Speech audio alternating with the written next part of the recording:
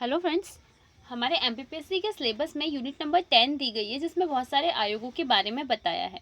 आज से हम जो वीडियो स्टार्ट कर रहे हैं, इसमें हम आयोगों के बारे में पढ़ेंगे, जहां हम पूरी की पूरी यूनिट नंबर 10 को कंप्लीट करेंगे। आज का हमारा पहला वीडियो जो है वह है भारत निर्वाचन आयोग, इलेक्शन कमीशन ऑफ इंडिया के बारे में। तो चलिए स्टार्ट करते हैं आज का टॉपिक, भारत निर्वाचन आयोग। सबसे पहले हम देखते हैं कि आखिर भारत निर्वाचन आयोग है, इसकी प्रकृति क्या है। यह संवैधानिक संस्था है, गैर संवैधानिक है, सांविधिक संस्था है, इसके बारे में। तो पहला क्वेश्चन यही बनेगा कि भारत निर्वाचन आयोग किस प्रकार की संस्था है। तो ये जो भारत निर्वाचन आयोग है, यह एक संवैधानिक संस्था है। ठीक है। अब आखिर संवैधानिक आयोग है, इसका क्या मतलब हुआ। तो जिस भी आयोग का वर्णन संविधान में किसी न किसी अनुच्छेद या भाग में वर्णित है, वह क्या होगी, संवैधानिक संस्था होगी।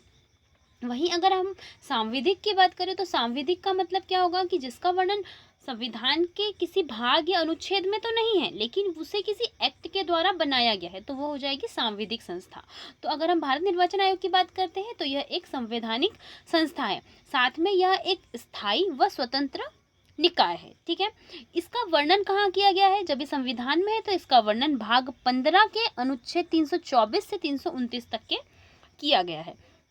अगर हम इसके गठन की बात करें, तो इसका जो गठन है यह 25 जनवरी 1950 को किया गया था। भारत निर्वाचन आयोग का गठन 25 जनवरी 1950 को किया गया था। अब अगर इसका गठन किया जा रहा है तो क्यों किया गया, तो इसका गठन भारत के संविधान के द्वारा देश में स्वतंत्र और निष्पक्ष चुनाव संपन्न कराने के उद्देश्य से किया जाता है। इसका मुख्यालय की अगर हम बात करें, तो यह नई दिल्ली में स्थित है। अगर हम इसके प्रथम निर्वाचन आयुक्त की बात करें, तो यह थे सुकुमार सेन। और प्रथम महिला निर्वाचन आयुक्त कौन थी, तो यह थी वीएस रमा देवी, जो 1990 में थोड़े ही कार्यकाल के लिए बनाई गई थी। अगर हम देखते हैं वर्तमान चुनाव आयुक्त कौन है, तो वर्तमान चुनाव आयुक्त है हमारे सुशील चंद्रा, जो हमारे 24वें चुनाव आयुक्त है। इसके जो पहले थे वह थे सुनील अरोरा, जो 23वें चुनाव आयुक्त थे। अगर हम देखते हैं कि पहला चुनाव कब करवाया गया, तो 1951 से 52 के बीच में भारत निर्वाचन आयोग के द्वारा पहला चुनाव संपन्न कराया गया। इसके बाद जब इसका वर्णन 324 से 329 तक के है, तो हम एक एक आर्टिकल्स को और उसके सब आर्टिकल्स को पढ़ते हैं। तो 324 है, अनुच्छेद 324, इसमें क्या बताया गया है, तो अनुच्छेद 324 में निर्वाचन आयोग की स्थापना, संरचना व हटाने की प्रक्रिया के बारे में वर्णन किया गया है। इसके बारे में हम अभी ये सारे अनुच्छेद होने के बाद पढ़ेंगे। ठीक है। अनुच्छेद 325 में क्या बताया गया है, तो 325 में बताया गया है कि निर्वाचन नामावली में धर्म, मूलवंश, जाति, लिंग के आधार पर भेदभाव नहीं कर सकते। हम जब भी निर्वाचन नामावली बनती है, तो इसमें किसी कौन से धर्म का है, किसी जाति का है, किसी मूल वंश का है, या लिंग कौन सा है, इसका पुरुष है या स्त्री, इसके आधार पर कभी भी भेदभाव नहीं किया जा सकता। अनुच्छेद 326 की अगर हम बात करें, तो उसमें वयस्क मताधिकार के बारे में बताया गया है। वयस्क मताधिकार का क्या मतलब हुआ कि जो वोट देने की जो एज है वह मिनिमम कितनी होगी, तो मिनिमम हमारी जो एज है वो 18 वर्ष है। तो 61वां संविधान संशोधन जब होता है 1988 में, इसके द्वारा वयस्क मताधिकार कितना कर दिया जाता है, 18 वर्ष कर दिया जाता है। तो इसका वर्णन कहाँ किया गया है, अनुच्छेद 326 के अंतर्गत किया गया है।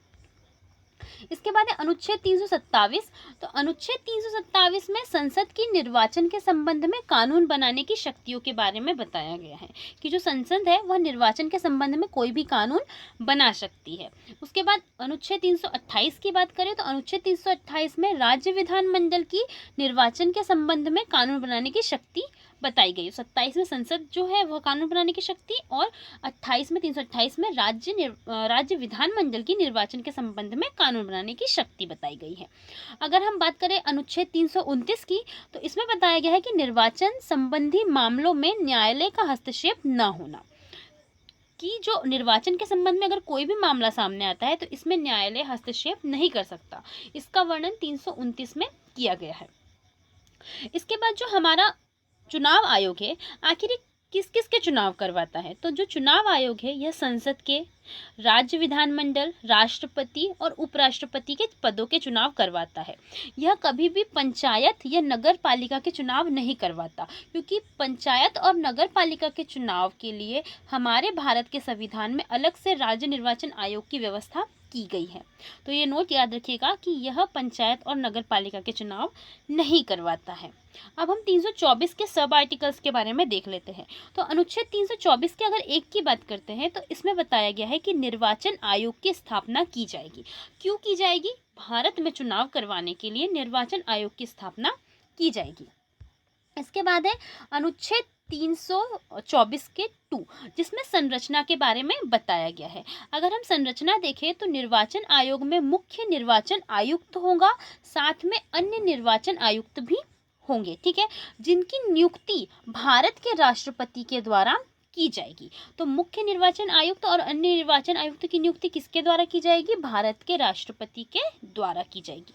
अगर हम देखते हैं कि जो भारत निर्वाचन आयोग है यह कैसे एक सदस्यीय हुआ, फिर 3 सदस्य हुआ और पुनः 1 सदस्य हो जाता है। तो जब 1950 से 25 जनवरी 1950 से 16 अक्टूबर 1989 तक के जो निर्वाचन आयोग है यह एक सदस्यीय निकाय के रूप में ही क्या करता है? काम करता है, जिसमें सिर्फ एक मुख्य निर्वाचन आयुक्त होता है। लेकिन जैसे ही मत देने की जो न्यूनतम आयु थी उसे 21 वर्ष से 18 वर्ष कर दिया जाता है, तब से जब 61वां संविधान संशोधन अधिनियम 1988 लागू हो जाता है, उसके बाद से 16 अक्टूबर 1989 को राष्ट्रपति क्या करता है? आयोग में काम का भार को कम करने के लिए 2 अन्य निर्वाचन आयुक्त की नियुक्ति कर देता है। तब से क्या हो जाती है? यह बहुसदस्यीय संस्था बन जाती है और इसमें 3 निर्वाचन आयुक्त हो जाते हैं। उसके बाद क्या किया जाता है कि 1990 में 2 निर्वाचन आयुक्त के पद को क्या कर दिया जाता है? समाप्त कर दिया जाता है और ऐसी स्थिति में यह पुनः 1 सदस्यीय आयोग बन जाता है।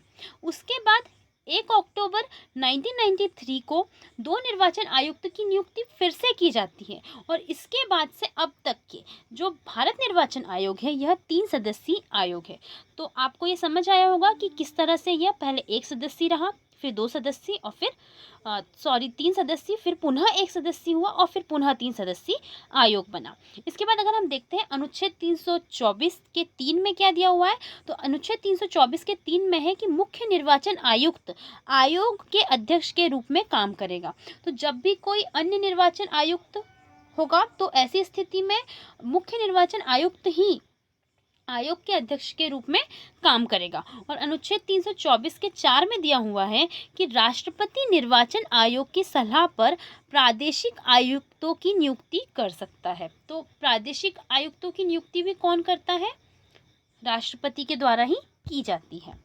इसके बाद देखते हैं अनुच्छेद 324 का 5, जिसमें सेवा शर्तें व पदावधि के बारे में दिया हुआ है। तो जो सेवा शर्तें और पदावधि है, जो निर्वाचन आयुक्त हुए या प्रादेशिक आयुक्त हुए, इन सभी की इसको राष्ट्रपति के द्वारा ही निर्धारित किया जाता है। इसका वर्णन मतलब सेवा शर्तें, पदावधि, अगर हम बात करें इनका वेतन कितना होगा, इनकी जो योग्यता है यह क्या होगी, इसके बारे में कभी कहीं भी संविधान में नहीं बताया गया है। तो इसके लिए निर्वाचन आयुक्त अधिनियम 1919 जो आता है, इसमें मुख्य व अन्य निर्वाचन आयुक्त अधिनियम भी शामिल है। इसके अंतर्गत बताया गया है कि जो वेतन व भत्ते हैं वह सुप्रीम कोर्ट के न्यायाधीश के समान होंगे। तो सुप्रीम कोर्ट के न्यायाधीश का वेतन कितना है? 2.5 लाख माह है। तो इनका वेतन भी 2.5 लाख माह ही होगा। और अगर हम पदावधि की बात करें तो इस अधिनियम की धारा नंबर 4 में बताई गई है पदावधि कि 6 वर्ष या 65 वर्ष होगी। मतलब यह 6 साल तक के काम कर सकते हैं और 65 साल तक की उम्र, 65 साल से ज़्यादा अगर इसकी उम्र होती है तो इसमें ये काम नहीं कर सकते। और अगर बात होती है कि इनका जो त्यागपत्र है ये किसको दिया जाएगा, तो जो हमारे निर्वाचन आयुक्त है या अन्य निर्वाचन आयुक्त है ये अपना त्यागपत्र राष्ट्रपति को देते हैं। और इनकी जो पदावधि कितनी होगी? 6 वर्ष या 65 वर्ष। अगर हम हटाने की प्रक्रिया देखें तो जो मुख्य चुनाव आयुक्त है इसे कैसे हटाया जा सकता है? तो मुख्य चुनाव आयुक्त को उच्चतम न्यायालय के न्यायाधीश के समान ही हटाया जा सकता है, अन्यथा इन्हें हटाया नहीं जा सकता। और अगर हम अन्य चुनाव आयुक्त की बात करें तो अन्य चुनाव आयुक्त को मुख्य निर्वाचन आयुक्त की सिफारिश पर हटाया जा सकता है, ठीक है ना। इनको जो मुख्य चुनाव आयुक्त को उच्चतम न्यायालय के न्यायाधीश के समान और अन्य चुनाव आयुक्त को मुख्य निर्वाचन आयुक्त की सिफारिश पर हटाया जा सकता है। इन पे अगर ये जैसे ये दुर्व्यवहार करते हैं, इन पे अक्षम्यता का आरोप लगाया जाता है, तो इसके लिए इन्हें न्यायालय जो उच्चतम न्यायालय के न्यायाधीश है, इनके समान इन्हें हटा दिया जाता है। अनुच्छेद अगर 324 के 6 की बात करें तो अनुच्छेद 324 के 6 में दिया हुआ है कि राष्ट्रपति राज्यपाल निर्वाचन आयोग को कर्मचारी उपलब्ध कराएंगे। तो राष्ट्रपति या राज्यपाल ये दोनों ही निर्वाचन आयोग को कर्मचारी उपलब्ध कराएंगे। इसका वर्णन 324 के 6 में किया गया है। अब हम देख लेते हैं निर्वाचन आयोग के संबंधित कुछ समितियां कौन सी गठित हुई है। तो पहली है तारकुंडे समिति। तारकुंडे समिति जो है ये 1974-75 में गठित हुई और इसकी सिफारिश थी कि जो वयस्क मताधिकार है, निर्वाचन के लिए जो आयु है यह 18 वर्ष कर दी जाए, वोट डालने की आयु 18 वर्ष कर दी जाए। दिनेश गोस्वामी समिति ये 1990 में गठित होती है और यह बोलती है कि ईवीएम का यूज़ किया जाए। चुनाव में ईवीएम के यूज़ की सिफारिश किसने की थी? दिनेश गोस्वामी समिति के द्वारा।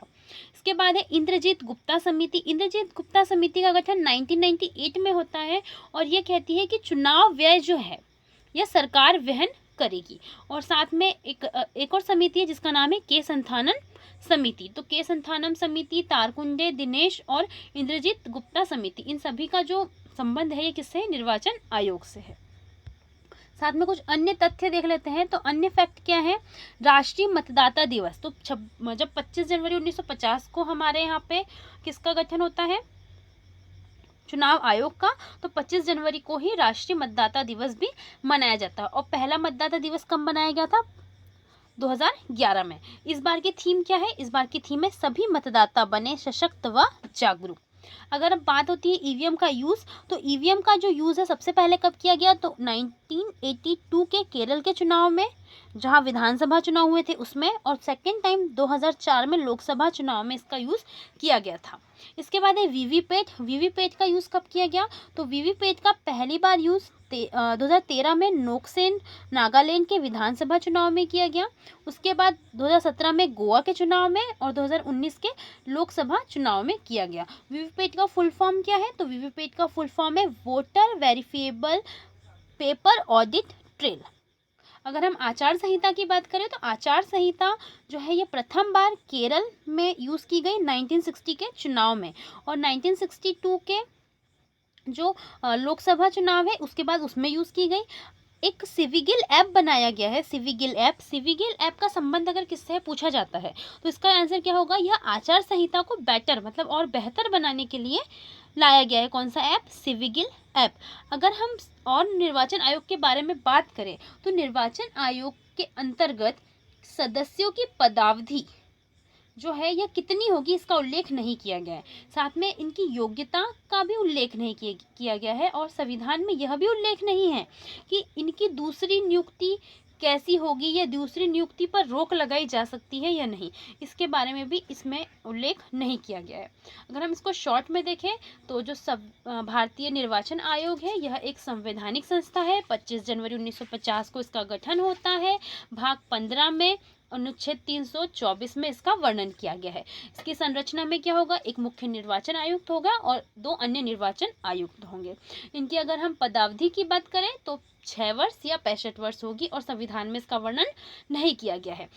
आयुक्तों की नियुक्ति राष्ट्रपति के द्वारा की जाती है। त्यागपत्र जो है वो राष्ट्रपति को दिया जाता है। अगर हटाते हैं तो सुप्रीम कोर्ट के जज के समान हटाया जाता है और मुख्य निर्वाचन आयुक्त की सिफारिश पर अन्य निर्वाचन आयुक्त को हटा दिया जाता है। अगर हम प्रथम निर्वाचन आयुक्त की बात करें तो वह सुकुमार सेन थे और वर्तमान में सुशील चंद्रा है। तो आई होप आपको वीडियो अच्छा लगा होगा। मिलते हैं नेक्स्ट वीडियो में। Thanks for watching.